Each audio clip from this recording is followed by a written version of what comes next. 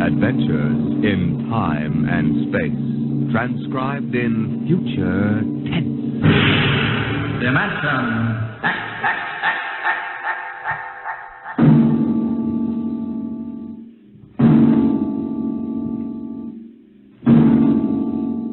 Can you predict what will come in 100 years, or in 10, or in the next minute? Some people think they can. Nuclear science, mathematicians, astronomers, biologists. They'll predict the shape of the future because they make the future. Because they see beyond the known dimensions of time and space into the unknown Dimension X.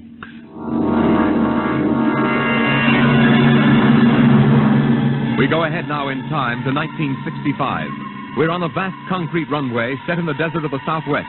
A giant metal ship stands before us, prow pointed for the stars. And in 5 minutes, the signal will flash, and it will tear up through the atmosphere to the outer limits. Attention. Clear field for takeoff. Clear field. 5 minutes, Steve. For takeoff. Warm her up, Charlie. I want to go over procedure again, Steve. Don't worry, I got it straight. You just make sure. Okay. I take her up on jets to 50,000, then I cut in the rocket. No lower, or your tail blast will burn out 3 counties. I climb 4 minutes on rockets, then start maneuver tests. Remember that, no more than 4 minutes. Right. This ship isn't like those strata rockets you've been testing. She's the first one built for outer space. If she works, she can go clear to the moon. If I'd have known that, I'd have brought my toothbrush. No, not this trip. Now get this, Steve. You've got power there to clear the Earth's gravitational field. But remember, after you cut in the rockets, you've only got 10 minutes fuel.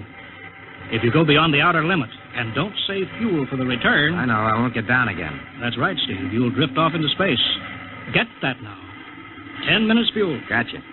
As far as I'm concerned, this project is a lot more important than that cosmic ray bomb they're testing out in the Pacific tonight. Well, the Security Commission brass doesn't think so. I don't see any undersecretaries under anything. Don't worry. In the long run, our ship will make the CR bomb back-page stuff. But in the meantime, it's just as dangerous. Remember, half the principles in this ship are pure theory, Steve. Slide rule stuff. If anything goes wrong, we may have to scrape you off the landscape with a soup spoon. You have a charming sense of humor. And here's what I'm getting at. We're risking your neck in this test. If anything blows, we don't want to have the next man pull the same boner. I know, Hank. So keep your mic open and keep talking. If anything goes wrong, we want to know exactly why. And we won't be able to ask you. Let us know before you pull every switch. Before you do anything. You got that? Yeah. Even if you only have to blow your nose. All right, get those fuel lines away. Okay, Mr. Crow. Well, I guess that's about all, Steve. Hey, that reminds me. Look, if Mary calls, I'm just up on a milk run. I didn't tell her today was it. How is she? She's okay, but she's due about now, and I don't want her to be nervous. Hey, I didn't know the baby was that close. Yeah?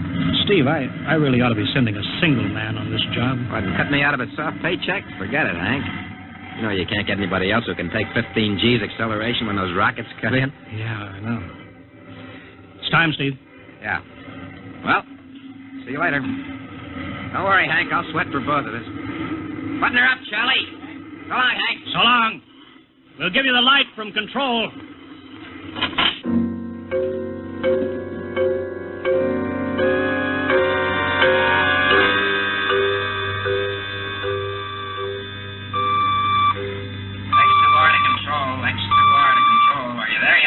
Okay, Steve. Got you on the speaker.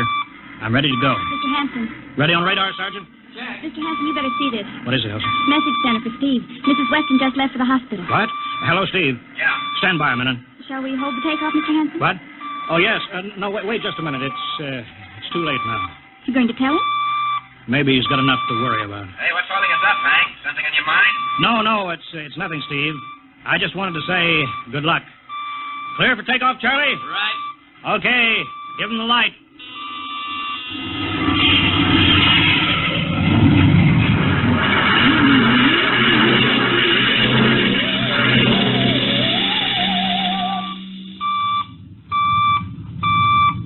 All right, Steve, I'm reading you clear. I'm at 20,000. Airspeed 600. She's running fine. Soundproofing works. There's a third-degree waiver in the AGY pressure. Got that, Charlie? Check. Dead center on radar, Mr. Hanson. 50,000 now. Cutting out the port jet. Now the starboard. Off jet. Airspeed dropping. Opening the rocket, boy. Charlie. Oxy alcohol, pressure is 350. All right, now I'm advancing the ignition key. Here goes rocket one.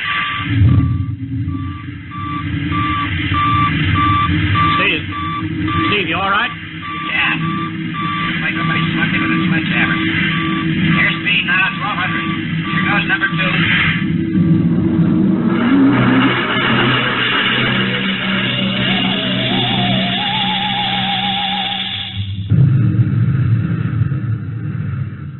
Hello, Steve. Elapsed rocket time is now 4 minutes. What's your altitude? Over to you. Speed 4,400, still climbing. Altitude 297 miles. All right, you're at the outer limit. Level off for maneuver test. You've got exactly 6 minutes fuel left. Okay. Starting a 3-degree left bank. It's a little sluggish. There's all right now. There's a low vibration someplace.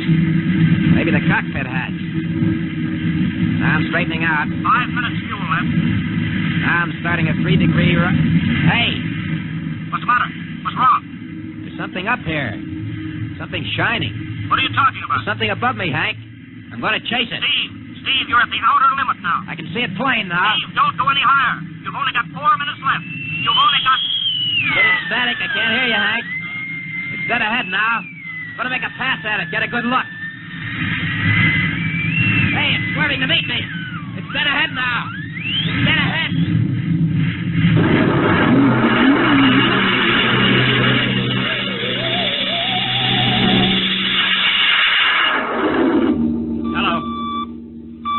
Hello, Steve.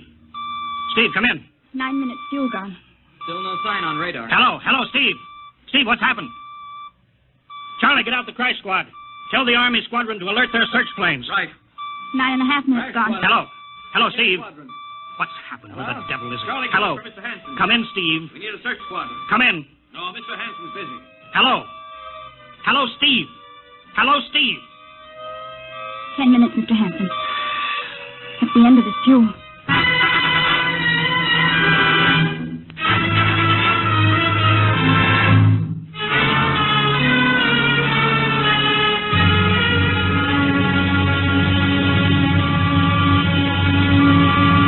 How long's it been now? 10 hours, Mr. Hanson. Nothing more on radar, Sergeant? Screen's blank. Colonel Corelli called in. Search planes are back. They didn't find anything. Should be some trace. He couldn't have bailed out, could he? You don't hit the silk at 4,400 miles an hour. He went past the outer limit, ran out of fuel. Something blew, and we'll find the pieces scattered from here to the coast. Why does it have to be the best men? Always the best men. I'll get it, sir. Charlie, I'll we've got to figure out what was wrong. All right, I'll tell him. Something must have blown. Mr. Yeah. There's a message from Northside Hospital for Steve. Well, what is it? Mrs. Weston's fine. It's a boy. Thank you, Elsie. It's a boy, Charlie. Oh. Fine. It's a boy. He didn't even know she went to the hospital. How am I going to tell Mary that? Wasn't your fault, Mr. Hanson. Ship had to be tested. Yeah, we'll build another one, and some other flying fool will shoot past the outer limit into space. Oh, I'm getting old, Charlie. You can remember when I used to take them up myself. Now I've got to send other men. It's a job, Mr. Hanson. Now I'm afraid. Every time I hear a jet go off, I jump. Every time I have to send someone up in a new model, I start to sweat. Mr. Hanson. Yeah? I think there's something on the radar. No flights scheduled in, are there, Elsie? We have the whole day cleared. It's coming in behind us. Here it comes over the building. What crazy jockey is buzzing the field like that? Is that an Army plane, Charlie? I can't see. It's turning. Charlie, alert the field. I know that engine. Steve! That's impossible. Look, that's his ship. It can't be. Well, there's no other model like that. It's Steve, all right. It's coming in. Thank God. Thank God.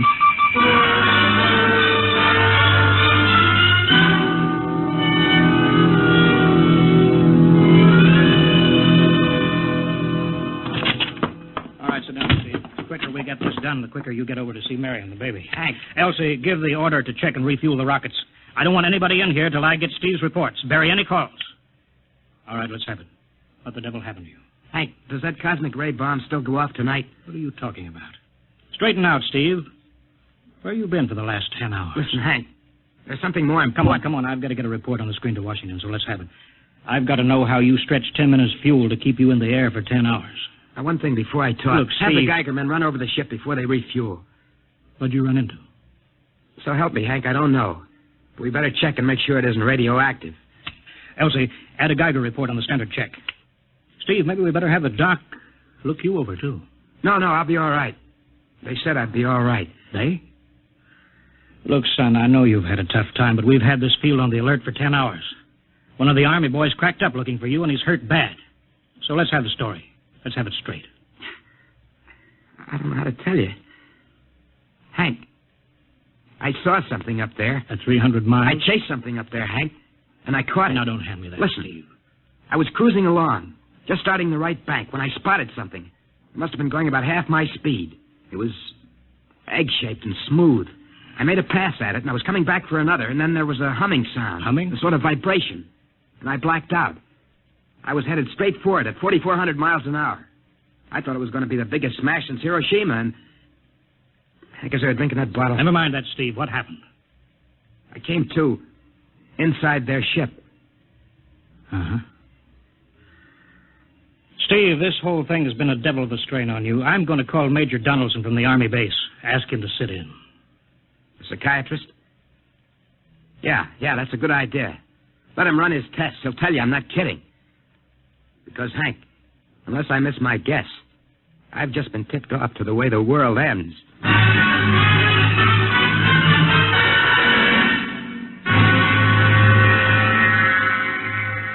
All right, Mr. Weston, suppose you continue your story. Yes, let's have it, Steve. You woke up inside the ship? Yes, and the place was jammed with machinery. Dials, blinkers. I couldn't recognize anything. And you were surrounded by these men from Mars? I didn't say anything about men from Mars. I didn't even say they were men. I couldn't see them clearly. They were just there. Where did they come from, then? Another galaxy. Millions of miles outside of our solar system. That's all I know. You figure out where they came from. And they came all that distance to find the Earth? Yes. Did they tell you that? Yes. You mean they spoke English to you? No, they didn't. It's funny. I hadn't thought. They didn't really speak to me at all. They just planted the thoughts in my mind. You mean thought transference, telepathy? Yes, that's right. Well, Steve, what brought them here? We did, Hank. We rang their bell. We brought them in. Well, how? With our atomic explosions. Hank, that's why you've got to stop that bomb test tonight. I'll give up. Look, you've got to believe me, Hank. Oh, how can I make you understand? Maybe I can help, Mr. Weston. Would you submit to narcopsychometry? What's that? Under proper drugs, I can put you back in this ship by suggestion. Then we can get a playback record of your memory pattern on the audio circuit. And how long will that take? Half an hour. We'll have to go over to the lab. Will you believe me if it checks? It will give us an accurate memory picture of what your mind reports. All right, let's go. Hank, you got to believe me. We haven't got much time.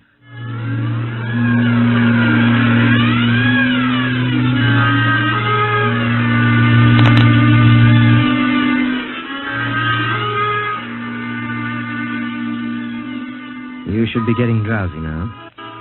Count backwards from 10. 10, 9, 8, 7, 6, 6.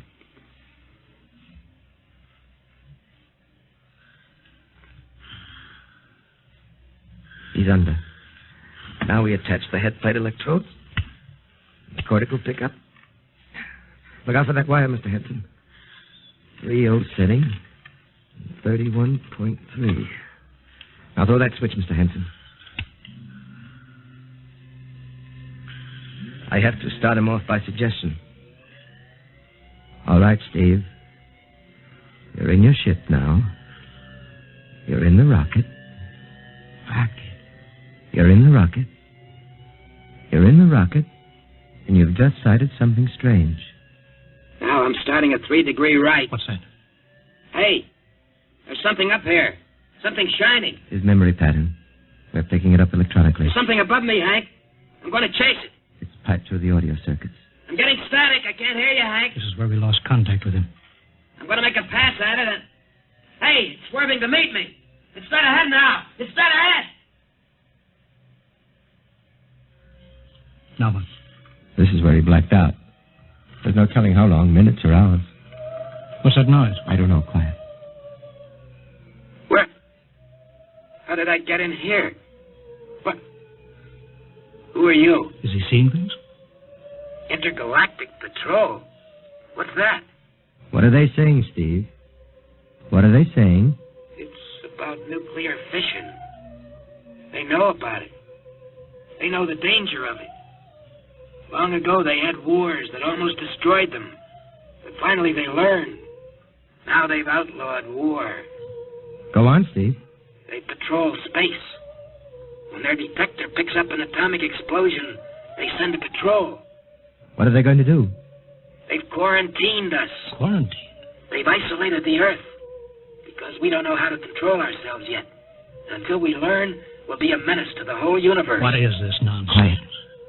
How are they going to do it, Steve? They've spread a layer out here of... I don't know how to call it.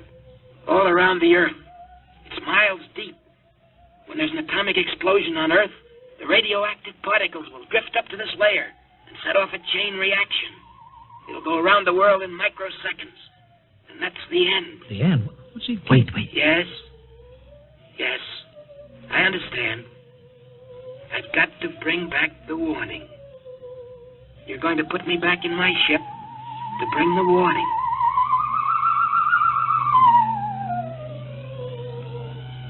Now what?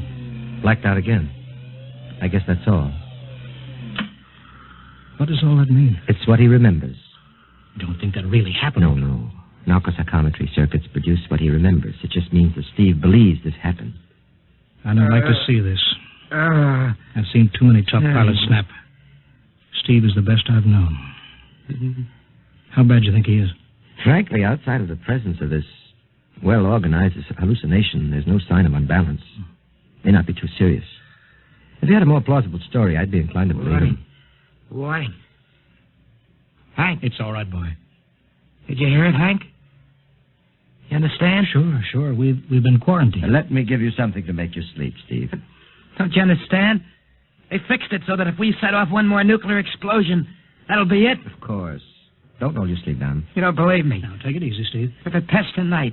They're setting off the CR bomb. Hank, what time is it? 11:20. Well, it's scheduled for midnight. Hank, we got to stop that bomb. Steve, let Donaldson give you the hypo. Hank, you've got to believe me. I saw them. I got the warning. If we touch off that bomb tonight, it'll be the biggest galactic 4th of July of all time. The whole Earth will go up like a Roman candle. April 10th, 1965, the end. Now, look, Steve, you better calm down. Don't you want to see Mary and the baby? You've got a new son, remember? Yeah, that's just it, Hank. I want to see my son. I want him to live.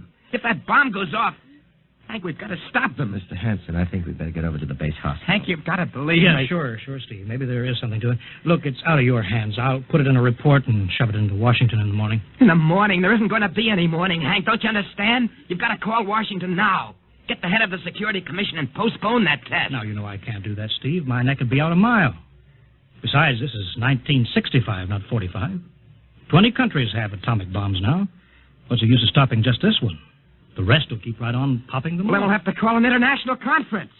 Can't you understand, Hank? The first one that goes off finishes us. It's the end.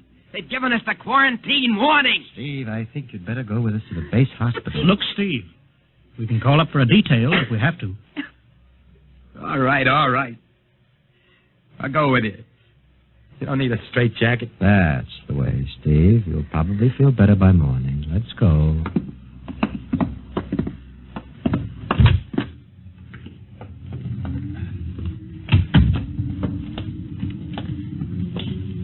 Well, Steve, tomorrow I'll drive you over to the hospital to see Mary and the kid. Sure. Look at the ship under the floodlights. Pretty, huh? You'll be flying her again soon, don't you worry. Yeah, I guess so.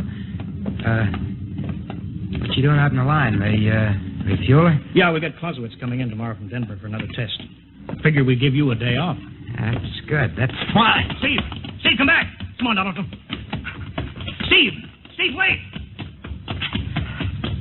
He's heading for the rocket. Look, there he goes up. That crazy fool. You can't get at him now.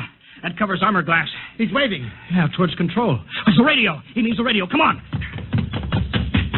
I should have gotten help.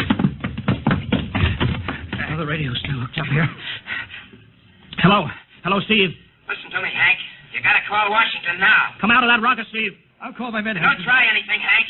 They've refueled the rocket for tomorrow. Take it easy, Steve. Listen, you know what'll happen when I fire the rocket tubes down here? Steve, don't. It'll burn out every building for 5 miles. All of us in one big blast. Steve, what do you want? You've got to stop that bomb. You got to call Washington right now. They won't believe me. You make that call or I cut in the rocket. Now, I mean it, Hank. Now, hook my screen to yours in parallel. I want to see exactly what you're doing. All right, all right. Just don't fire those rockets. Get going, Hank. You got 12 minutes to make that call and stop that bomb. All right, I'm making the parallel hookup right now. Donaldson, you think he'll really blast? I don't know. Up to now, I'd almost say he was normal, but now he's liable to do anything, Hanson. Steve, there. You getting it on your screen? Yeah. Now, put that call through. All right. Operator, Visit screen to Washington. the visit-screen circuits are busy, sir. If you'll try again in half an hour. This is Security Commission priority. Break in, get me a line. Yes, sir. Just a moment, please. 10 minutes, Hank. Listen, Steve, I'm trying. We're ready to take your call, sir. Washington, Security Commission 3. This is urgent. I want Undersecretary Herbert Ames. Washington 3. 1 moment, please. Hurry, will you? 1 moment, please. What time is it, Donaldson? 11:51. Do you think he'll fire those rockets? He might. Washington, Visit screen 3. Mr. Herbert Ames, please. that is a coded exchange. I cannot accept your call without clearance. Get it through, Hank. Listen, Washington, put it through. This is Mr. Hanson at San Marco Air Base. This is a priority call. I'm coded. 1 moment, please. I will check your code number. Get that through, Hank, and that bomb goes off at 12. Will you be reasonable, Steve? Your call has cleared, San Marco. Washington, visit screen 3. Herbert Ames, please. Security Commission Ames. Listen, Ames. Oh, hello, Hank. Ames, you've got to get me to the chief. Are you kidding? He's at the test control room. Yes, I know, but get him for me. What's up? You look lousy. Or is it a bad circuit? There's no time. I've got to get him before the test. It's about the CR bomb. I can't take that responsibility. Get that through, Hank, or I flag. Hey, what's going on there? Ames, my project has a high enough rating. This is a priority A call. What? Well, okay, it's your neck. I'll try to get him for you. He's in the control room, so you'll have to switch off your screen and speaker and go on earphones. Too much going on in there. Security ruling. You hear that, Steve? I've got to cut the incoming screen. All right, but don't try anything. 8 minutes, Hank. Hello. Hello. What? You got him, Hank? Yes. This is Hanson at San Marco. No, sir. Priority A request to cancel the bomb test. No, I'm serious. This is deadly serious. We sent the X-2 JTR up today to the outer limit. We uncovered evidence. Yes, on the automatic instruments. What's that? No, possible chain reaction. No, I can't tell you the whole story. There isn't time here. Yes, I'll bring the readings into Washington in the morning. You've got to postpone the test till you see them. Look, I've worked on contracts with the Commission for 10 years. Yes, I have complete confidence in my information. You can record that. All right, I'll call you back immediately. Bye. Hank? He's agreed to cancel, Steve. The bomb won't go off. All right, boy. You can come down out of that ship.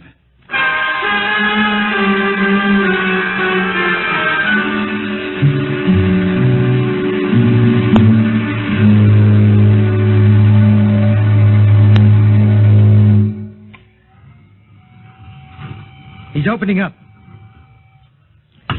Here he comes. All right, Steve. Come on down. Sure, Hank. Just a second. Hank, I was scared. I was plain scared. Easy now. It's all over. The bomb won't go off. Thank God. Look, I want to see Mary and the baby. Can you get me transportation now? Oh, wait a minute. It's almost 12. They won't let you in the hospital now. I want to see the baby. Sure you do, but you've been under a strain. I've got a shot for you here, Steve. Give you a good night's sleep. All right. Roll up your sleeve. Yeah, here. There, that'll make you sleep. Sergeant will find you a bed. Yes, sir. Come on, Mr. Weston. Okay. Good night, Hank. I'm kind of beat. It's been a tough night.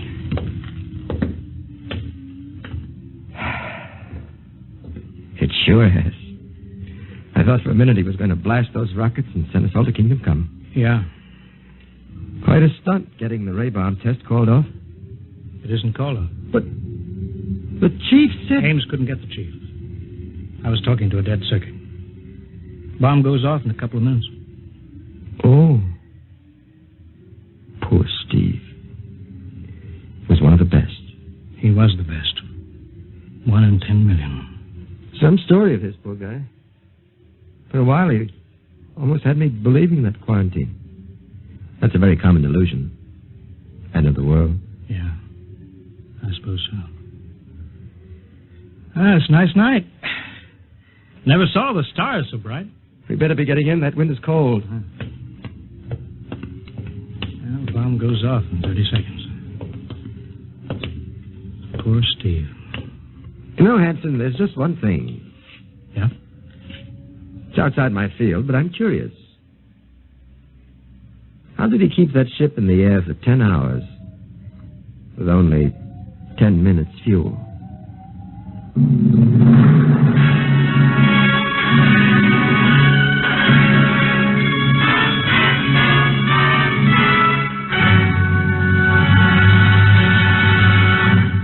You have just heard another adventure in time, space, and the unknown world of the future. The world of Dimension.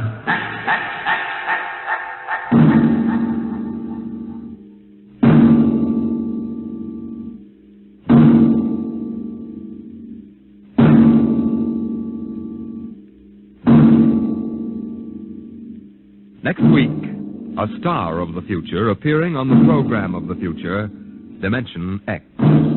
Next week, Miss Nancy Olson, the talented young actress whose performance in Sunset Boulevard marks her as one of Hollywood's most promising young actresses, becomes the first of a group of rising young artists of stage and screen who have been invited to make an appearance in this series. So listen then for Hello Tomorrow, starring Nancy Olson on Dimension X.